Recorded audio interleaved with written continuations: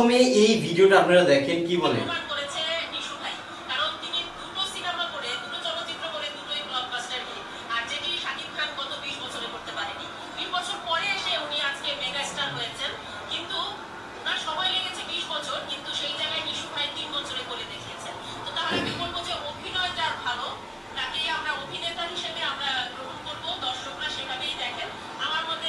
নিশু একজন অভিনেতা হিসেবে কেমন আমি জানি না, কারণ আমি তার কোনো সিনেমা এখন পর্যন্ত দেখি নাই।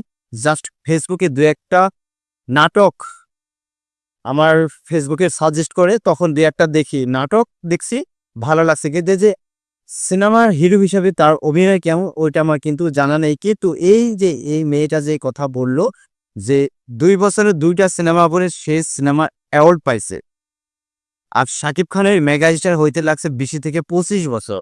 শাকিব খানের সাথে নিশুর তুলনা করছে, এটা কিন্তু একদম মস্ত বড় ভুল হয়েছে। দেখেন, যদি অ্যাওয়ার্ডের কথা চিন্তা করে তাহলে আমাদের দেশের মেগা স্টার আমির খান কিন্তু কোনো অ্যাওয়ার্ড ফাংশনে যায় না। তাই বলে কি সে নিশুর থেকেও খারাপ অভিনেতা? তাই বলে কি সে একদম নিম্ন শ্রেণীর অভিনেতা? তাই বলে কি সে মেগা স্টার না বলিউডে? নিশ্চয় মেগা স্টার।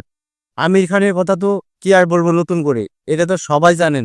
তেমনি সুপারস্টার শাকিব খান বাংলাদেশে 25 বছরের ক্যারিয়ারে গত 2-3 বছর থেকে যেসব সিনেমা সে বানাইতে আছে, যেসব চিন্তা ধারণা তার মাথায়, আউটস্টার নেই।